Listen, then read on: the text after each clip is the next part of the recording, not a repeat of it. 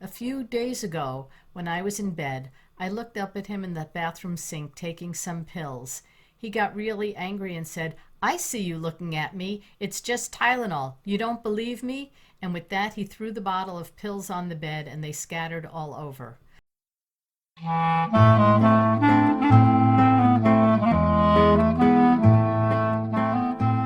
Welcome to Couples Therapy in 7 Words. I'm your co-host Judy Alexander, and I'm here with my husband, Dr. Bruce Chalmer. Well, hello, Judy. Hello, viewers and listeners. Our topic for today is... I think my husband is using again. Help! Indeed. And so where we're going to go with this, of course, is into the general area of addiction and recovery. We haven't done a whole lot on that.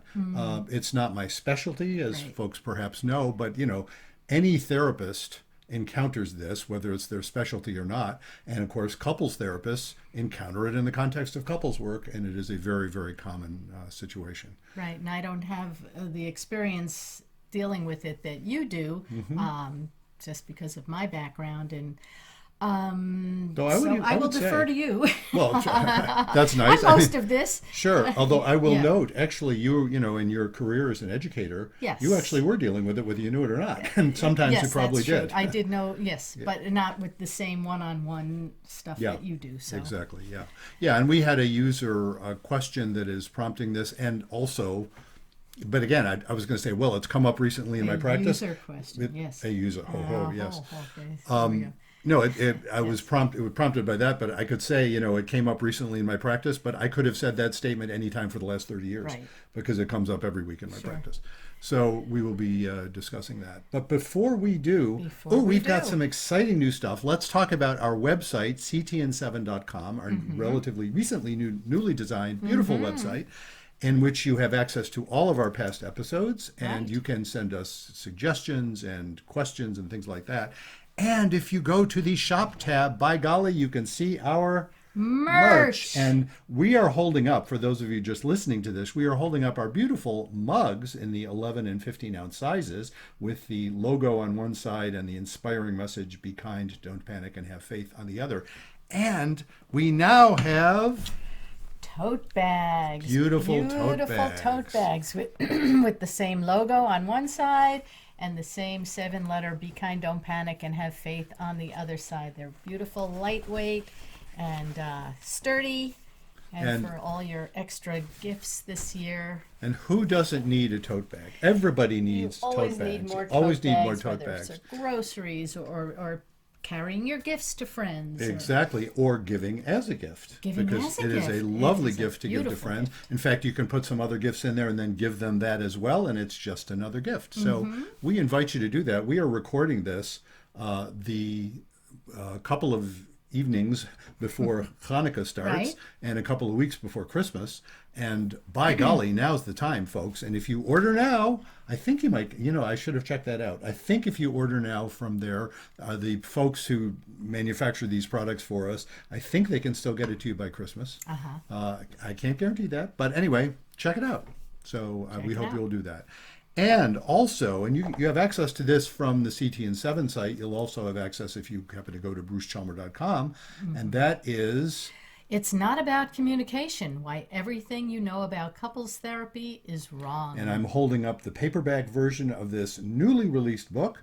It is out now in paperback. It is out as an audiobook. You can get that. And it will be soon available as an ebook from the Amazon site.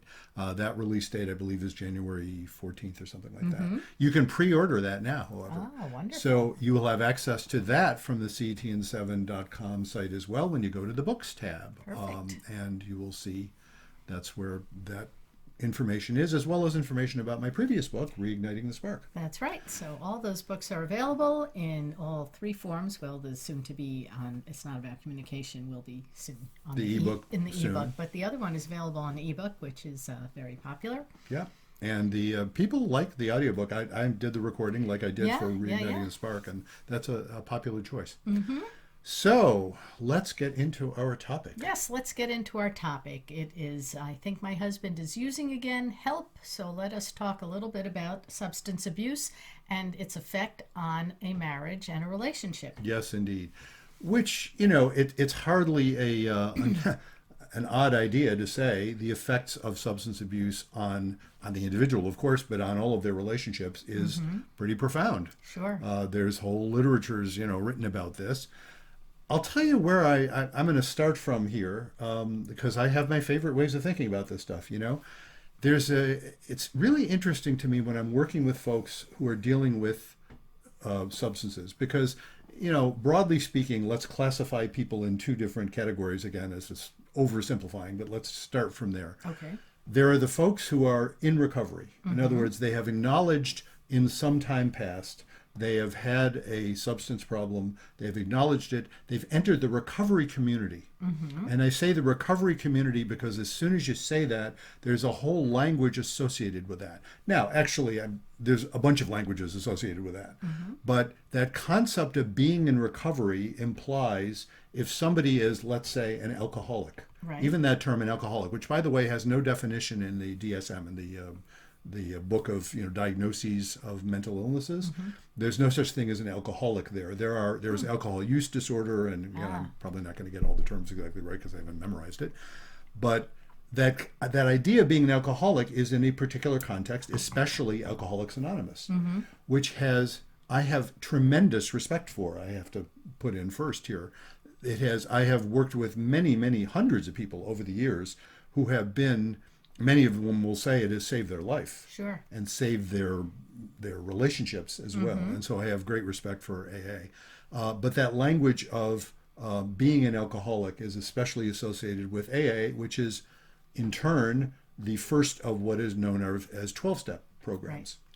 Right. And 12-step programs, we'll have a little bit more to say about those going along. Anyway, so there's folks who are in recovery. They've acknowledged their issue. As so many people will tell you, relapse is part of recovery. It's not that people are saying, oh, no biggie. They're just saying it's what happens. I don't know the statistics off the top of my head, but it's enormous. 90%, I don't know, whatever it is. It's very large that rarely do people who have serious substance issues that are causing all kinds of problem in their life, rarely are they able to simply stop and never try it again. It happens occasionally, but not all the time. Yeah. So there's that.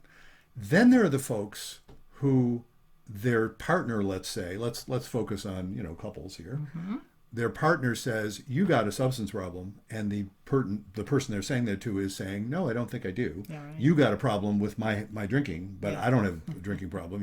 You're weird. You're too sensitive. And it's fascinating to me because there are those circumstances where. And look, I don't judge that. I don't say, well, I know which of those is true, but there are those circumstances where it sure does seem that way. And then there are those circumstances where it sure seems like, the classic denial. Right. It's like the partner is pointing out, look at all these things that are going wrong associated with when you're drinking too much. And you're saying you don't have a substance problem. And, so those, broadly speaking, those are the two categories of folks. Right. The one we're in our title here is that first category, right? I think my husband is using again. Correct. Because the implication is he had been using, he stopped. Again, maybe using a 12-step approach, and defining himself as an alcoholic, but maybe not. Maybe. We'll see in the letter that sort of prompted that title in a bit. But I'm just, speaking more generally. So, it's a funny thing is the wrong word, but it's an interesting thing that happens with that. What I note about the 12-step world, and I said a moment ago how much respect I have and continue to have for the 12-step world because of how incredibly helpful it is. The 12-step world, when I've talked about ideas and ideologies? Yes. You knew I was going there. I knew you were going there. Yeah. Yes. They're actually quite ideological. And I don't want to be mean about that. They're not often mean ideological. Do you know what I mean? They're not rejecting. Right. But if you're going to go make use of AA, they're not going to say, hey, let's tailor this program to your needs. Right. And that's important for a lot of the folks who benefit from it, is the very fact, they'll go in and AA is saying, you know what, you're not special. You're an alcoholic. We know a lot about alcoholics. They make a big point of saying the only requirement for being here is a sincere desire to stop drinking. We're not going to insist that you swallow everything hook, line, and sinker, but we're not going to change this for you. And it's interesting because that turns a lot of people off. And one of the effects of that is because, and let me say the two sides of that. I know plenty of people who will say, if, I don't know if have ever engaged anybody specifically on the subject of this is ideological versus not. I don't know, maybe I have. But, folks would say, damn right it's ideological. It's the only thing that's keeping me alive. And I really respect that. Yeah. Because I've seen folks where they believe it and I don't disagree with them. You know what I mean? It's like, I get it. So those are the circumstances that ideologies are good for. It's like, yeah, don't think too much. You're just going to have to go with this and it'll help you. And, and the characteristics, at least as AA thinks of it, the characteristics of what makes people addictive, what makes people prone to addiction are the very characteristics that would lead people to sort of undermine the program. They, well, it doesn't apply to me, or I'm special, I can take care of this myself, or this is all a lot of claptrap, or whatever. Right. And they're saying, no, if you're going to defeat this thing, which is bigger than you, and that's one of the first steps is to acknowledge you have no control over it. Yeah. Then you're going to have to submit yourself to a higher power. Another aspect of 12-step I really respect highly, that sense that you have to turn this over to God as you understand God, or a higher power as you understand a higher power. They are very careful to be clear that they are non-sectarian. Right. Having said that, Jewish me looks at it, again, great respect, Jewish me looks at it and says, you guys are Christian. Now, you're not saying Christ, and I know lots of Jews in AA who benefit hugely, so don't get me wrong, I'm not saying they exclude anybody, because they don't. I'm saying that the overall feeling of it is, of course, Christian, because it came from some very religious Christians who developed it and developed a really remarkable thing. And I think in the beginning, weren't all the meetings held in churches? Probably. Now that they often still are, but we have them in our local synagogue too. Yes, we do. That's often because who makes available their spaces for groups like that. But it is, it's interesting, that concept of you're going to work the program. You're not going to change the program. The program's going to change you. That's what this is about. And so it tends to be quite ideological. I've seen folks over the years, and this is where it comes out in some of these interesting couples issues. I've met folks over the years who are worried, or more often a family member is worried about their use. And they say, well, I guess I must be an alcoholic because I think I'm drinking too much. And come to discover the problem is less about the fact that they're drinking and more about the worry surrounding their drinking. In what way? I have an iconic story of that, because that's, things like this come up out of iconic stories. Person I worked with many years ago, individual therapy, wasn't working with him. I think his wife had died, actually. He was a widower.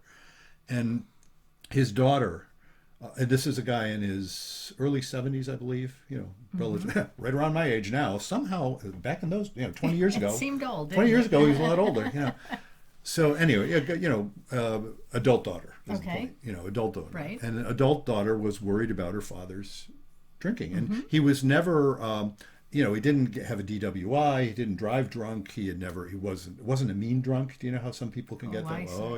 I've seen that. Yes. He wasn't anything like that. But she was worried he was drinking probably more than he should. The numbers, there are these guidelines they will use for people. And he would have, on some days, he would have 3 or 4 drinks rather than just 1 or maybe 2. And so, the initial framework of his coming to see me was he wanted help figuring out how could he stop this, because he just knew it was a problem. He wasn't in denial at all. He was saying, no, this is a problem. And he was trying to figure out what to do. And I remember one of the things he said was, well, as soon as I finish this this particular, I think, what was his drink of choice? Let's say bourbon and something like that. As soon as I finish this fifth of bourbon, I'm going to buy beer. And I said, well, why are you going to do that? And he said, can you guess what he said? Because beer doesn't make you drunk the way bourbon does? That would make sense. That's not what he said. He said, because I don't like beer. Oh. So, wait a minute. Why are you going to buy something you don't like? Well, so he won't drink it.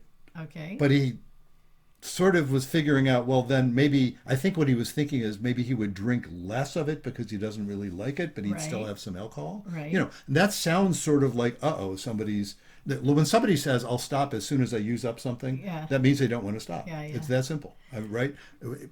I don't like to ask trick questions of people, but if I would ask people, in the days when I was doing hypnosis and I would ask people about smoking, when do you want to stop? As soon as I finish this pack. Yeah. That means they don't want to stop. Very simple. The ones who Well, really they don't want want to waste the cigarettes. yeah, well, yes, but I know that feeling. I used to be a smoker. well, sure, but you were actually not an addicted smoker. No, that's true. You know what I mean? didn't It never smoke really that hooked much. you because you smoked very little, and And you haven't stopped. smoked since I knew you. Yeah, you stopped. So, no, it's interesting that sense that he would do something like that, and what was interesting was when we then looked at it at the pattern. You know, I said, well, tell me more about this. Yeah. So he started telling me about the ways that he would drink.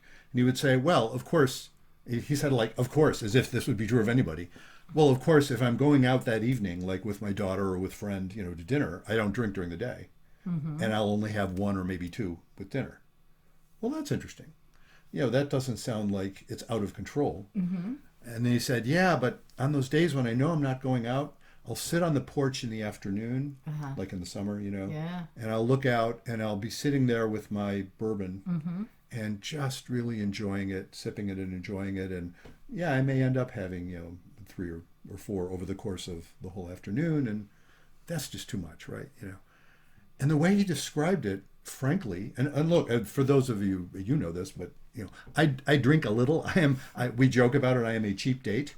I don't have much tolerance. That this has nothing to do with merit. This has to do with whatever biology. And so I am not a candidate to be an alcoholic because I don't think I could drink enough. Right. Because how many times you've ever seen me have more than two in a given day? Maybe twice Never. since you've known us. Maybe Over a once, long yeah. period of time. Yeah.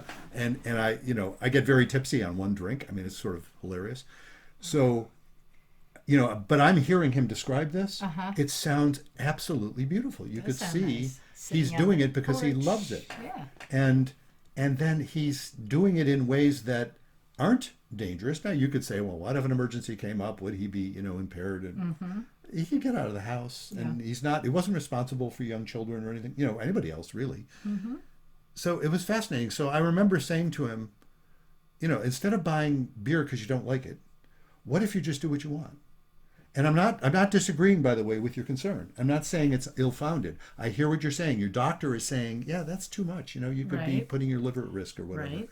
I'm not disagreeing with that. I'm just saying, what if you try that rather than trying to trick yourself? And he came back a couple of weeks later, and it was interesting. Now, this is not like, oh my God, it was a miracle.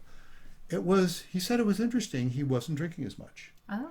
He was still drinking. Right. Was he drinking more than someone else should, or he would even say he should? I don't know, frankly. Maybe still. But he just noted he just wasn't drinking as much. He realized, yeah, he probably should drink less, so he was drinking less. This guy wasn't an alcoholic, Yeah. but he thought he was. And so was this problem drinking? When we looked into it, from my, admittedly, non-expert position. I'm not a trained substance abuse counselor. I say that with a little edge because I'm saying, yeah, that's why I could think that thought. Now, I'm not the one to come to if you want to focus on your substance abuse problems. There is great expertise to be had. I'm not being dismissive of that. But I'm observing that the ideological aspect of it can get in the way sometimes. Yeah. So there's all of Yeah, this. because there's the 12-step insistence that you don't have any, right? Well, yes, that is certainly the assumption of 12-step programs is, when you say that step is, it's out of, I have no control over this. I have to turn it over to God, essentially. When you go through that, you are basically saying that any is too much. Right. And that is so often the case when people try. I remember somebody in 12-step using the term sometime, I had to go do more research. It's like I had to go try again and prove to myself, oh, you're right. If I have any, it's too much. Yeah. First I take the drink and then the drink takes me. That sort of idea. And you see that happening, and it's another one of those things. If you don't have a set point, for some people it sure seems like, by set point I mean like I was describing myself as a cheap date. You know, the implication being I have a set point that I don't continue to drink past a certain point, and it's not a struggle. I don't have to tell myself, oh, I shouldn't drink more. Right. I don't drink because it's uncomfortable. I wouldn't drink. You know what I mean? There's no struggle involved. It's Yeah. just easy for me. Yeah. It's like, you know, where overeating wouldn't be so easy for me. You know what I mean? I can overeat and Can't regret do it. that so easily. I don't overdrink and regret it. I've never been actually roaring drunk in my whole life because I haven't had enough to drink to do that. Yeah. So that there are lots of folks who are more or less built that way. And then you see this is the genetic aspect. You see this running in families. Right. There are folks for whom clearly that is not the case. And, you know, the whole cultures, that was one of the things that would happen with Native Americans when Europeans showed up. And there was a whole culture of people that had been isolated from alcohol for millennia. Right. And they were simply not genetically prepared to deal with it. And that was what happened. They had no set point. And so it was immediately problematic for masses of people. So there's, you know, again, it tends to run in cultures, it tends to run in families. There's a lot of biology involved in that. Yeah. But if somebody's set point is such that the more they drink, the less they have a set point, that's where you get the phenomenon of people drinking to blackout. And, you know, causing all sorts of issues. And of course, it impairs judgment too, just Oh, yeah. ironically. And one of the things, one of the aspects of judgment it impairs is knowing when to stop drinking. So again, it is a tricky business. Shall we get to our listener letter? Yeah, let's get to our letter. Okay, so Ava writes, Dear Bruce and Judy, I'm 48 years old and sober for 12 years. I've been Can I just jump in? Yes. That's already we know that she's been through the AA program. well, not necessarily AA, but almost certainly. Okay. Do you know what I mean? She's in the recovery community. Someone not in the recovery community doesn't say that. Right. Yeah, go ahead. Okay. Sober for 12 years. I've been married to Harold for 19 years. He is also a recovering alcoholic, Yeah, sober for 8 years. Yeah. We have one daughter who is 10.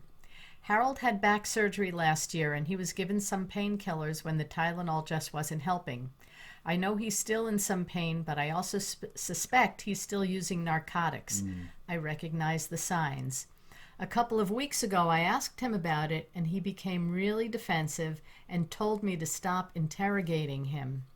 I tried telling him as nicely as I could that I'm not angry, that I just want to help him and make sure he doesn't go down that road again. I'm trying to believe him, but his behavior is just too erratic.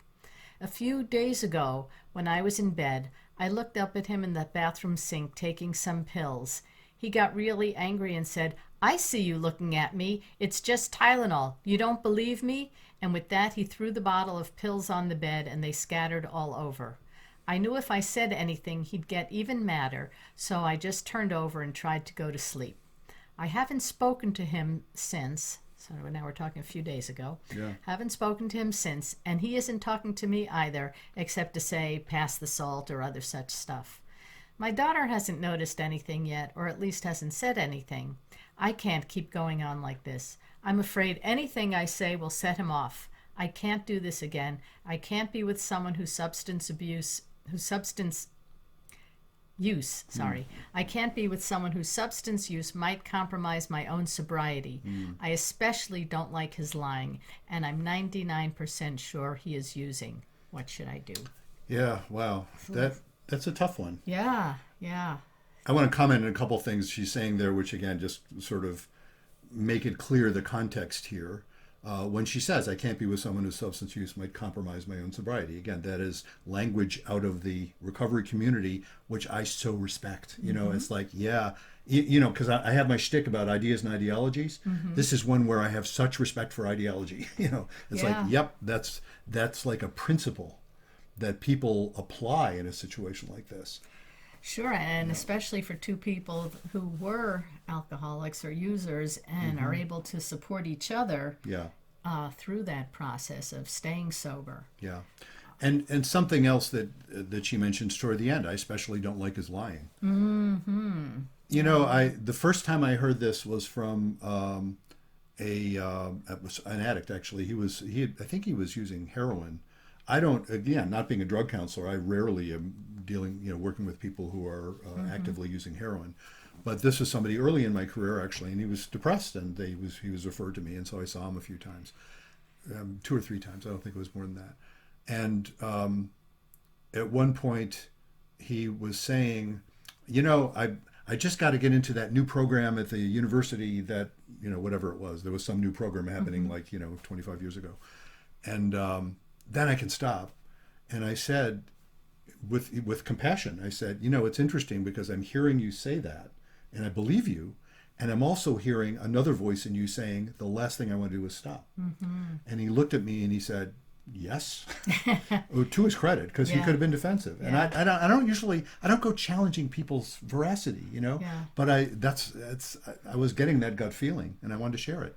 And he said, you know how to know when an addict is lying? His lips are moving. Yeah, exactly. I've heard His that mouth is from moving. yes. Yeah, and I get it. I mean, we both know people who've had addicts in their families, Yeah. and they lie, they steal, they cheat, they will do anything to get their hands on money or drugs or something that they can hawk to get money for drugs, and that they will lie level of desperation, up and down. Yes, and even at the level we're talking here, where it's not like he's bankrupting them, buying illicitly, as far as she knows. As far as she knows. That's not what she's worried about. She's just worried about he seems to be using. And that phenomenon, and it gets even more complicated, because once somebody has done that in significant ways, once somebody has been caught in lying, and I'm saying in significant ways, there is no human being on earth who does not lie. Anybody who tells you they don't lie is lying. Now, there's an ideological statement for you, right? It's like, maybe that's not true. But in the sense, and we all, I like to think I'm a truth teller because I dress up my lies and think of it as something else. I think of it as tact, or I think of it as shaping the truth in whatever way. Whatever. We all do that. It's the way we've evolved as a species, that one of the chief uses of speech, I remember reading this in some anthropologist, is it's not about exchanging information, it's about protecting your reputation. Yeah. So of course we lie, or we present ourselves. Do I look fat in this dress? Well, my answer to that. My favorite. You remember my favorite answer to that? You never asked me exactly that. But you have asked me, do I look good in this dress or whatever. Remember what I've said? My standard answer. You have looked better in other dresses? I've never said I that don't know. to you, ever. No. What I say, and this is a tip to guys, and you may feel free to vomit if this is too smarmy for you. You look beautiful and everything. Yes. Yeah. What I say is, I'm the wrong person to ask, because to me you look beautiful in anything. And I actually do mean that. Yeah. That is the truth. That is my truth at that moment. I'm a bad judge of whether you look bad in something, because you never look bad to me. Now, then, having discharged that, then sometimes I say, I like the other color better. Do you know what I mean? I have said that to you on rare occasions. Yes, you it have. has come, or if you say, which do you like better? And I will actually offer an opinion. But it's always in that context. I'm the wrong one. And there's actual truth in that, right? I'm the wrong one to consult about how you look, because I am not an unbiased observer. To me, you look beautiful. All right. Well, we're getting away from our topic, yes. Getting back Let's get back to substance abuse and how we're going to help Ava and Harold. Well, exactly. So my point is, once you've lied, then the trouble is, even if you're telling the truth, you may well be doubted. And that is really painful. And that anecdote she told about, she looks up, sees him at the sink taking pills. He throws the bottle at her. Perhaps it was really Tylenol. Perhaps. It wouldn't be surprising, And instead of, now imagine a scenario where what he said was, oh, God, I totally understand why you would worry about this. Let me reassure you, this is Tylenol, but I see why you're worried. Right. Yeah. Now, you could say somebody who's not using is more apt to respond non-defensively. Somebody responds that, right? That's a classic. But I got to tell you, I remember... I'm a pretty squeaky clean individual in most ways, but I had one circumstance in my life when I was 19, I believe, where we were crossing the border, and this was in about 1970. So I was crossing the border with some even scruffier looking people than I was, two of whom I didn't know well. One was a very close friend. The Uh-huh. other was these two guys that were friends of his that I didn't So know. it's the border to Canada. The border to Canada, yes, right, from Buffalo. I grew up in Buffalo. And we were coming back. We got into Canada, no problem. We were coming back, and the border people saw us as these, scruffy looking hippie Little types, hippies, yeah. and pulled us over and was going to search us. And I'm shitting bricks because, sorry, did I say that? I did say that. Well, there it is. I am distressed because I'm not holding anything, but I don't know that those other guys aren't holding anything. And in those days, boy, you're caught with something, yeah, and you were that was bad. in serious trouble. And I was not the type, I have not done jail time, thank you very much, and I don't want to. And anyway, so they were so nasty and suspicious. And the interesting thing was, a lot of their suspicion was because we were feeling obviously stressed about, because I was obviously worried. If you're not holding, why are you worried? Well, that's just baloney. Right. Anyway, so it's a trap for people in this circumstance. And so it's not surprising he would be defensive, Right. because she keeps being suspicious. Of course, it's not surprising she's suspicious because he keeps being defensive. Right. And his behavior is erratic. And his behavior's she right. recognizes signs of somebody that has a problem. Yes. She said 99% sure. When somebody says they're 99% sure, you know what that means? They're not sure. That's right. There's always that one little shred of doubt. They're not sure. Well, I think she wants to believe him. Yes, of course she So does. that's that 1% that wants to believe Right. him, but she knows he's lying. She is almost sure she's lying. Now, look, this is where it gets interesting to be a therapist, because I could sit there Yeah. and go with the statistics, which I don't have. I mean, one could say it's easy for us to sit here and say, "Oh, come on, that's what addicts do. The guy's lying," right? Except for the ones who don't. Right. So And- that's why it's hard. How do you know if he is or he isn't? Exactly. And especially when he's behaving that way. That's or- right. And some of his behaving that way is unfortunately also consistent with being merely offended, not using. He's offended that he's being suspected so much. Right. Now, I work with folks dealing with this. This just came up in the past Okay, week. so how Yeah. do we deal with that? So, Dr. first Coleman? point, it's not easy. You've heard me say that before. I've heard you I say don't that. have a pat answer. I Right. am greatly suspicious of pat answers in Right. this situation, because I could try and pierce his denial. Right? I could, in other words, side with her and just say, well, look, she's not crazy. And look, I often point that out. I point out to both parties, look, as far as I can tell, neither of you is crazy. And I will talk about the very things we were just saying. I will say, it's interesting. And I use that concept of interesting. It's like, back away from the panic for a moment and just take a look at this. No wonder this is hard. We're creeping up to the oh shit moment, which I've so often described. And that'll be my next book, I think, by the way. But I invite feedback on that. The next book was going to be something like how the oh shit moment can save your relationship.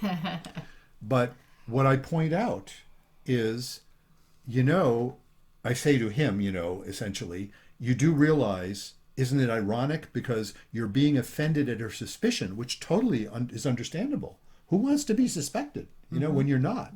You're being not believed when you're saying you're telling the truth. Feels really bad, and so you respond defensively, which ironically raises her suspicions further. And I say to her, ironically, similar idea, ironically, it's driving it. And yet, of course, there's no knowing in this situation if he's telling the truth. What would give you certainty right here, the only thing that would give certainty is if he said at this moment, oh my God, you're right, I've been lying. I'm so sorry. All right, now how do we deal with it? Now you don't have to worry about is it true or not. But he's not doing that for one of two reasons, and you can't tell which it is. One possibility is he doesn't want to be caught, Right. which is a normal, unfortunate, but true phenomenon. The other reason is he's telling the truth. Correct. And you can't tell which it is. And I can't tell which it is. And the way I handle that is by believing you both, even though they're in conflict. In other words, I don't go there. It's like, it could be you're lying and it could be you're telling the truth. And if you are lying, you are still, and this is what they're getting from me. If you are lying or telling the truth, you are still a valid person worthy of love. And if you are, if I say to her, if he's lying or telling the truth, you are still a valid person worthy of love. And of course you don't want to live in a situation where you are feeling so hurt and so uncertain. And I will also point out, or it'll emerge in the conversation, she could well decide, I don't know. I'm 99% sure, but not 100%. I don't know. So I'm not going to say, I'm going to end this because I know you're using. I could well say, I'm going to end this because I will not tolerate being in this level of uncertainty anymore. And that may be unfair and some level tragic, but there are lots of people who would make that decision. And I respect it. It's like somebody could say, even if you're sober now, this is so loaded now, I don't know what to do about it. I can't live with you anymore. And this also it comes up in cheating circumstances, which is very strikingly similar. It's a kind of betrayal. Sure. When somebody's been betrayed, they can do the work. Actually, in a moment, I'm going to put in a plug for our most recent project. We'll come back around to that in a second. But they can do the work, and they can recognize, they can forgive each other, genuinely forgive each other, and just say, oh, wow, I don't have to hate you for that. I can see where it came from. And yet, I can't be married to someone who had ever done that to me. Right. Even though you're an honorable person, I can imagine you will make some other person a great spouse, but I can't do that. Yeah. I know people like that, even when they've done the work. Mm-hmm. The work of healing, the work of forgiving. And that's sad, but understandable, Similarly, in a situation like this, she could well say, this is just too difficult for us, or for me anyway. It's just too difficult. Or she could say, I'm going to have to live with the uncertainty because there's no other alternative. If he never behaves in a way that causes me suspicion, won't that be lovely? Mm-hmm. But the trouble is, there's always the possibility that he'll be taking Tylenol, he'll see the suspicion, and that will cause him pain. And he could say the same thing, by the way. He could say, I can't live with somebody who's not going to trust me. Who's not going to trust me, Yeah. even though I understand why you don't trust me. Uh-huh. So this is one of those circumstances where it is not simple. It's hard because it's hard. And where I try to invite people, because you're asking, how do I work with folks in this? Same as with everybody, pretty much. I try to invite them to this place where they are recognizing their own validity, the other person's validity, understanding, people lie, people use, people are suspicious when they shouldn't be, people are oversensitive, if you want to call it oversensitive or undersensitive. Mm-hmm. All of that is part of the human condition. And if you can live with that and be okay and accept that, you might be able to be just fine with each other. And then, it's interesting because then later, sometimes it could happen that, they'll accept the uncertainty. Mm-hmm. And 3 weeks later, they'll come back and the guy will say, I told her I've been lying. And then they're in a different spot. And what do you do with it? Well, then you're in a different spot. Then, okay, what do you do with that? And look, I know folks who would then proceed and say, that's all I needed from you. Uh-huh. I know I'm in recovery myself. Sure. She would be saying, I know relapse happens and I know we lie about it, right? I just need you to be honest with me. Yeah. And then we can work with it. Yeah. Well, we don't know if he's either not there yet or telling the truth. We don't, do we? Mm-hmm. That's the thing. So it's about tolerating that anxiety. And, I'm always preaching, tolerate the anxiety. But I totally respect there are times when I might well choose, with all respect and pain, I won't tolerate that level of anxiety. I don't want to live that way. And it's hard. I mean, they have, it's not like they don't have other reasons to stay together. They have a daughter. They have a life. Right. It is not simple to just, I'm not saying, break up because what's the difference? Mm-hmm. So, that's hard. So I hope, what was her name? Ava. Ava. Yeah, right. I hope, Ava, that is helpful to you. She doesn't say if they're still attending meetings. Right, exactly. So. Well, let me add something to that. Yeah. She knows this. Anybody in recovery probably knows this. Mm-hmm. And people in Al-Anon, the group for family members of addicts, they know this. Right. You cannot make somebody else do something that they don't want to do, and it's worthless to try. That doesn't mean she should say, all right, well, I'll just have to accept this then. She could not accept it, but her not accepting it is about herself. It's about saying, well, I can't be married to you under these circumstances. But it's not about, you better start going to meetings or it's over. No, but I don't know if she's still going to meetings. Maybe she needs to go to a meeting. Oh yeah, well, That's what I'm saying, so she could talk it out there. yes. And Well, if she get has a the- sponsor, Yeah. her sponsor already told her that. If she has a sponsor, her sponsor said you need to go to more meetings. Her Yeah, sponsor is but saying she- you it's need not to mentioning go that. 90 and 90. So I would say either go to another meeting or see a couples therapist, so you can get that calm third voice. Well, and here I'm gonna take a page out of Batsheva Marcus when she's talking about sex therapy. Yeah. Beware of couples therapists. And I am one. No, you know what I mean by that? It's like, yeah, beware of people who say, well, this is all about the relationship. No, it's not. But it's you know, partly, but you can yeah. you can be that calming voice and who just pointed out their validity and Yeah. the stuff that they need to hear to get past the anxiety point I'm of. laughing because I'm saying, yeah, go to somebody like me, not somebody not like me, right?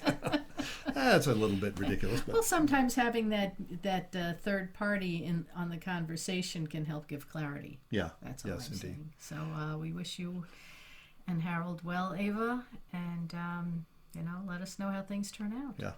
Now I mentioned that in part of that conversation, I mentioned a bit about there's a parallel to when somebody's cheated, and that leads me to let's tell people about our most recent project that we have just embarked on. Yes, our most recent project. Our video vignettes. So our video vignettes, what we have done is we have selected some composite couples. These are not, there are folks who will actually videotape their sessions, obviously with permission of their clients. I have not wanted to ask them to do that. It just, to me, it feels like it just would change it too much. There are folks who do it, and look, I benefit from those videotapes of people doing that. I have not done that. But we selected some composite couples. It's actually the ones we have so far out of From the the first first book, book, from right? Reigniting the Spark. And we actually enacted the couples. We channeled them. And it was totally improv. We did not script it. We got into those characters. Hams that we are. Hams that we are, yeah. And you're a trained actor. I am not. But I think we did a damn good job, frankly. I think so. We were, we were crying not on cue. Do you know what I mean? Right, I was right. feeling a lot of emotion as we did it. Anyway, we did that. And what we have prepared in these video vignettes, and we finished the first one and we're embarking on some other ones now too. We've done Doris and Ken so far. Correct. What we've done is showed the sort of bits from each sessions, excerpts from sessions or Right. imagined sessions with these couples, and then commented on them, and along the way illustrated a lot of the principles that I've written about in my books. So those video vignettes are going to start to become available. This is not quite ready yet, but be prepared, folks. One of the ways you will have access to our first video vignette for free is by subscribing to my mailing list, the brucechalmer.com newsletter list. And what you will get, will not spam you, what you will get in the newsletter will be an announcement like when there's a video vignette. You'll get free access to the first video vignette just for signing up. We'll tell you about our podcast episodes so that you can make sure to tune into the ones you're especially interested in. And any other fun stuff. I've read a book about what should you put in newsletters, author newsletters. Yeah. We don't have a cat anymore. But, they say, oh, yeah, put in pictures of your cat. I will spare you pictures. We don't have a cat, but I will not put in cat pictures.